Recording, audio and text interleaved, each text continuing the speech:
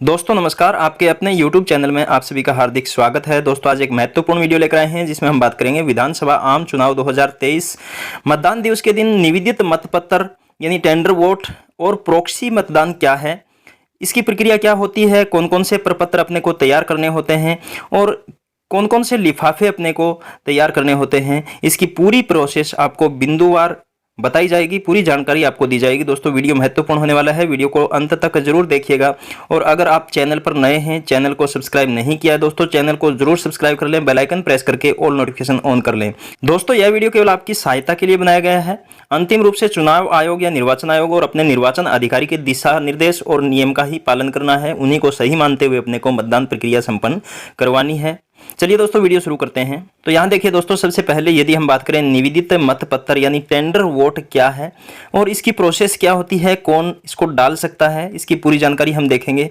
पहला बिंदु यहाँ देखिए, यदि कोई निर्वाचक मत देने के लिए मतदान केंद्र पर उस समय आए जब कोई अन्य व्यक्ति उस निर्वाचक के रूप में पहले ही मत दे चुका हो, तो उस निर्वाचक की पहचान के बारे में समाधान होने पर उसे निविदित मत देने की अनुमति प्रदान की जाएगी। यानी दोस्तों यदि कोई भी मतदाता है वो मतदान केंद्र पर अपना मत देने के लिए आता है और वहां पर PO 1 के पास जब वो देखता है कि उसका वोट है वो पहले ही डाला जा चुका है, उसके बॉक्स के अंदर पहले ही मार्क किया जा चुका है, तो ऐसी कंडीशन के अंदर यदि वो मतदाता मत डालने के लिए कहता है तो पहले उसकी पहचान सुनिश्चित करनी है। यानी जिस व्यक्ति का मत पहले डाला जा चुका है वही व्यक्ति वो होना चाहिए।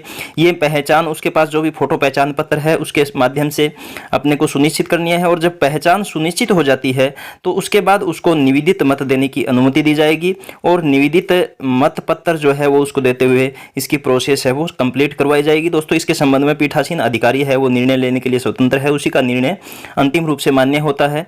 यहाँ 2 नंबर यदि हम देखें, निविदित मतपत्र छपा हुआ मतपत्र होगा।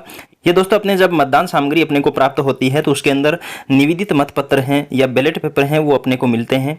मतदान यूनिट पर प्रदर्शन के लिए उपयोग में लिया जाने वाला मतपत्र है। ऐसे मतपत्र के पीछे पीठासीन अधिकारी हाथ से निविदित मतपत्र लिखेगा। तो यहाँ पर यदि किसी भी मतदाता को निविदित मत देने की अनुमति दी जाती है, उसको टेंडर वोट डालने की अनुमति दी जाती है, तो जो मतपत्र है उसके पीछे पीठासीन अधिकारी के द्वारा निविदित मतपत्र लिखा जाएगा और वो जो मतपत्र है वो मतदाता को देना है। मतदाता जो अपना कंपार्टमेंट बना हुआ है बूथ के अंदर, उस कंपार्टमेंट में जाकर के जो एरो वाली मोहर होती है अपने वो उसके ऊपर लगाएगा और उसको फोल्ड करते हुए जो अपने पीठासीन अधिकारी होते हैं उनको सौंप देगा और पीठासीन अधिकारी उसको एक लिफाफे के अंदर रखेंगे और उसको लास्ट में सील किया जाएगा।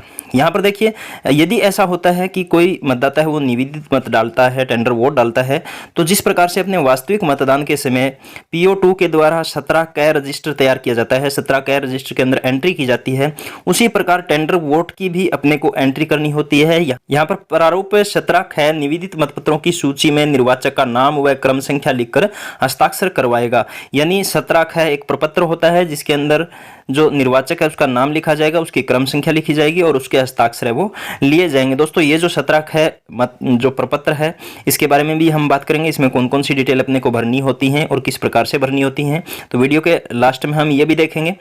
फिर देखिए यहाँ पर मतदाता के अमिट स्याही लगाई जाएगी लेकिन 17 कै रजिस्टर में उसका इंद्राज नहीं किया जाएगा। यहाँ पर दोस्तों बाएं हाथ की तर्जनी उंगली के ऊपर मतदाता के स्याही लगानी है, अमिट स्याही लगाई जाएगी। या इसके अलावा जो भी कंडीशन है, अगर बाएं तर्जनी नहीं है तो उसके मध्यमा पे इससे संबंधित है पहले मैं वीडियो डाल चुका हूँ, कौन सी उंगली के ऊपर जो स्याही है वो लगाई जाती है, तो वो वीडियो आप देख सकते हैं।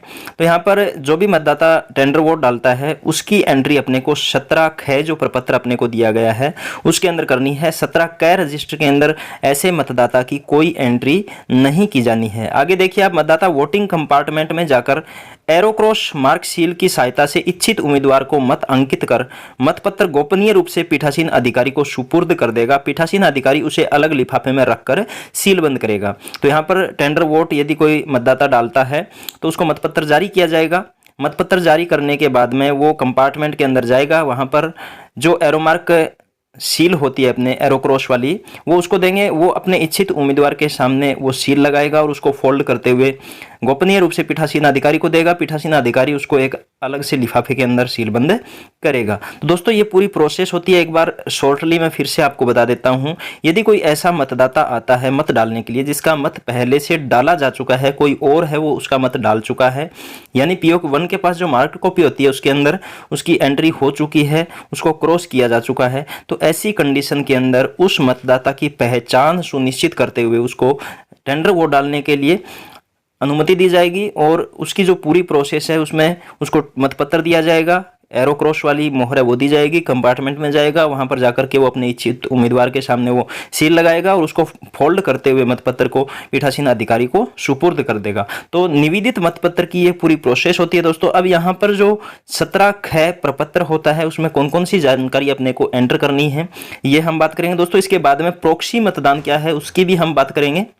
तो यहाँ देखिए दोस्तों 17 ख प्रारूप की यदि हम बात करें तो निवेदित मतों की सूची, यानी जो भी टेंडर वोट्स डाले गए हैं उसकी सूची ये होती है। इसके अंदर उसकी पूरी एंट्री अपने को करनी होती है। सबसे पहले यहाँ पर निर्वाचन क्षेत्र का नाम आ जाएगा और लोकसभा, राज्यसभा या संघ राज्य क्षेत्र कौन सा है, उसकी विधानसभा कौन सी है वो यहाँ पर आ जाएगी।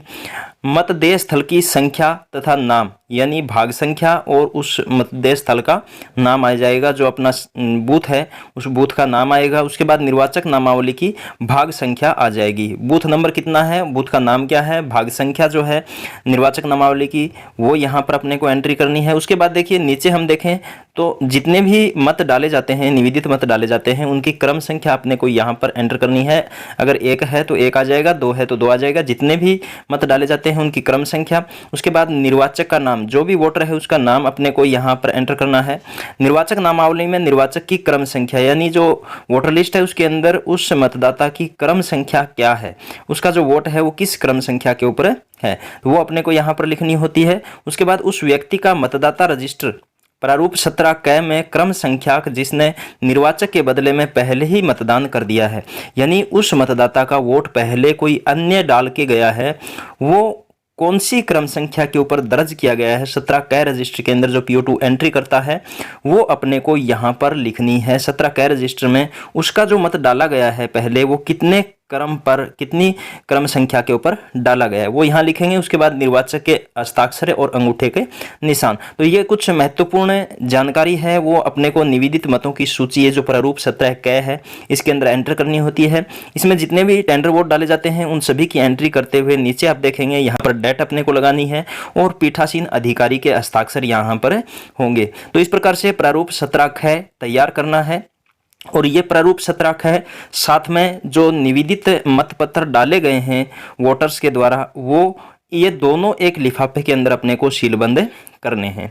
अब यहाँ आप देख सकते हैं लिफाफा नंबर 3 के अंदर यहाँ पर जो एक एनवलप है उसके अंदर जो टेंडर बैलेट पेपर्स हैं जो मत डाले गए हैं वो आ जाएंगे, प्लस जिन मतदाताओं ने टेंडर वोट डाला है उनकी सूची, ये दोनों अपने को सभी लिफाफे के अंदर डालते हुए इसको सील करना है। और दूसरा एक अन्य लिफाफा होगा जिसके अंदर बाकी जो बचे हुए टेंडर बैलेट पेपर्स हैं, जो मतपत्र हैं, खाली जो मतपत्र हैं उनको डालते हुए इसको सील करना है। तो दोस्तों इस प्रकार से टेंडर वोट डालने की प्रोसेस क्या रहेगी, अपने को 17 ख है वो किस प्रकार से भरना है और कौन से लिफाफे के अंदर अपने को टेंडर वोट और जो सूची है 17 ख वो डालनी है, ये पूरी प्रोसेस मैंने आपको बता दी है। अब देखते हैं दोस्तों प्रॉक्सी मतदान क्या है। तो यहाँ पर देखिए दोस्तों निर्वाचन कानून में संशोधन कर वर्गीकृत सेवा नियोजित मतदाताओं CSV को प्रॉक्सी मतदान की सुविधा प्रदान की गई है। यानी ऐसे कोई मतदाता हैं जो किसी सेवा केंद्र हैं, जैसे आर्मी है या अन्य कोई जो अपने इस प्रकार की सेवाएं हैं, सुरक्षा से संबंधित जो सेवाएं हैं, जिनकी ड्यूटी लगी होती है वो मतदान के दिन मतदान केंद्र पर नहीं आ सकते हैं। अगर वो चाहते हैं कि उनको मतदान करना है तो वो अपने किसी भी निजी व्यक्ति को अपना मत देने के लिए निर्धारित करते हैं, उसके संबंध में रिटर्निंग ऑफिसर को पूर्व में लिखित में देना होता है और उसको अनुमति दी जाती है। दोस्तों ये जो वोटर्स हैं जिन्होंने पूर्व में इस प्रकार की अनुमति चाहिए है और जिनको अनुमति दी गई है उनकी सूची जो अपने वोटर लिस्ट मिलती है उसके साथ में पीछे लगी होती है।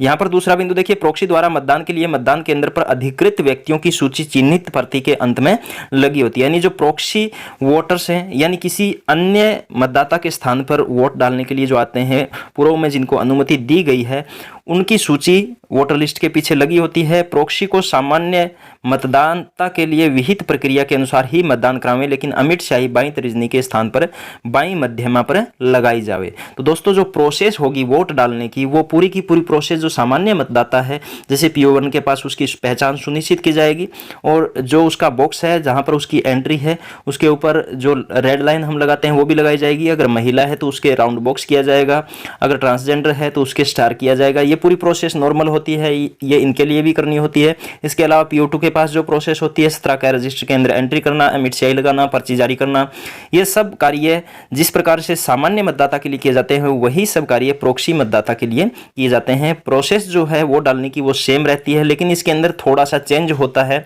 कि जो स्याही लगाई जाती है सामान्य मतदाता के बाएं हाथ की तर्जनी के ऊपर लगाई जाती है, लेकिन प्रॉक्सी मतदाता जो है, जो किसी अन्य मतदाता के स्थान पर अनुमति लेकर के वोट डालने के लिए आया है, उसके बाएं हाथ की तर्जनी पर स्याही न लगाते हुए बाएं हाथ की मध्यमा अंगुली के ऊपर स्याही लगाई जाती है। तो दोस्तों इस प्रकार से प्रॉक्सी मतदान है वो भी अपने को करवाना होता है। यदि अपने पास वोटर लिस्ट के साथ में प्रॉक्सी मतदाताओं की सूची भी लगी हुई है तो उसके अंदर अपने को जो नाम दिए गए उनमें से यदि कोई भी मतदाता मतदान के लिए आता है, मत डालने के लिए आता है, तो उनको उनकी जो पहचान है वो सुनिश्चित करते हुए अपने को ये प्रोसेस करवानी है, उनका मत डलवाना है। तो दोस्तों इस प्रकार से टेंडर वोट और प्रॉक्सी मतदान दोनों की प्रोसेस आपको वीडियो के माध्यम से बता दी गई है। उम्मीद करता हूं दोस्तों वीडियो आपके लिए इन्फॉर्मेटिव रहा होगा।